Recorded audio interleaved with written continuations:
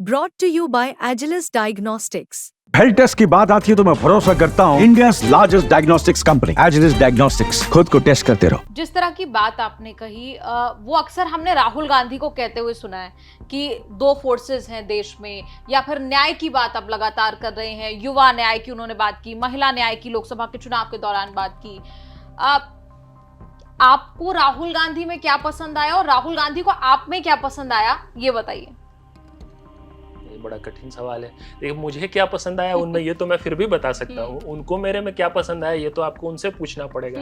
ये मैं कैसे बता दूं कि उनको मेरे में फिर क्या भी पसंद लेकिन आया। इतने राउंड जो है बातचीत के रहे हैं, आपका जो बेरोजगारी जैसे मुद्दे हैं वो उठाना हो या फिर आपका व्यक्तित्व हो, क्या बात मुझे लगता है संवाद का जो कारण रहा शुरुआती वो तो ये था कि क्योंकि उनकी एक सेंसिबिलिटी है बेरोजगारी के मुद्दे को लेकर, और चर्चा की शुरुआत, संवाद की शुरुआत वहाँ से हुई थी क्योंकि हम लोगों का देश भर में काम है।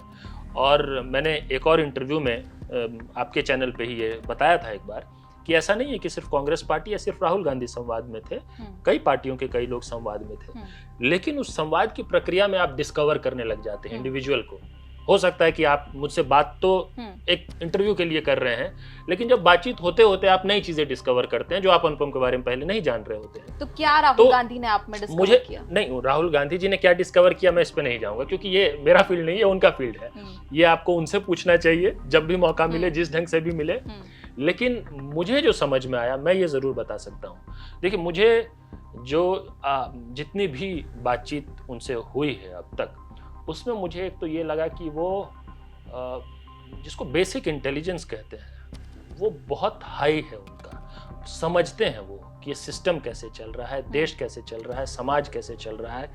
वो उस चीज को पिन पॉइंट कर पाते हैं कि रियल प्रॉब्लम क्या है।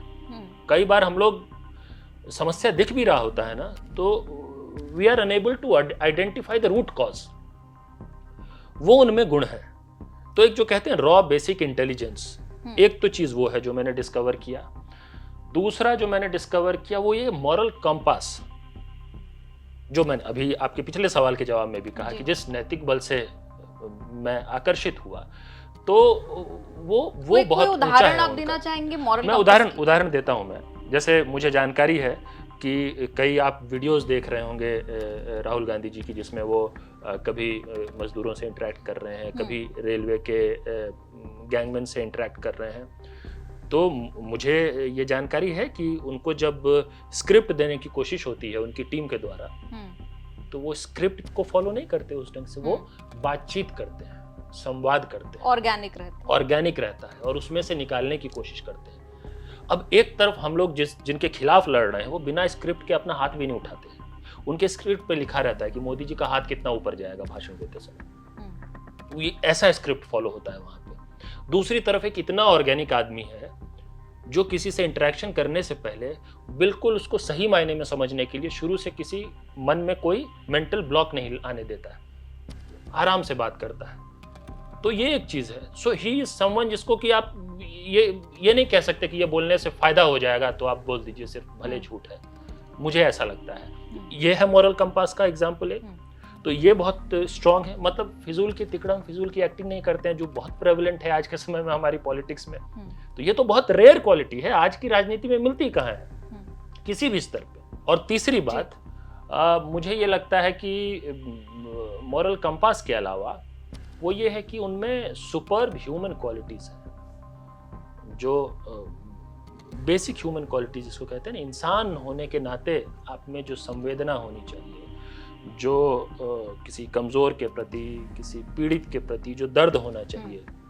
एक बात आपको ध्यान में होगा, हल्ला बोल आंदोलन में मैं तो पिछले 5-6 साल से इस बात को कई सभाओं में, कई भाषणों में कहता आया हूँ कि आज की एक बड़ी समस्या ये है कि लोगों को अन्याय का बोध उस दिन होता है जिस दिन तलवार अपनी गर्दन पे लटके। दूसरों के साथ हो रहा इंजस्टिस जो है उसको महसूस नहीं कर पाते हैं, और इस कारण से जो सत्ता में होता है वो सबको अलग थलग करके रखते हैं। तो आप जैसे ही किसान आंदोलन का समर्थन करने जाएंगे तो आपसे सर्टिफिकेट मांगने लग जाएंगे कि आप कौन सी खेती करते हैं, आप क्यों बैठे हुए हैं दिल्ली बॉर्डर पे। ये पैटर्न है हमारे देश में अभी।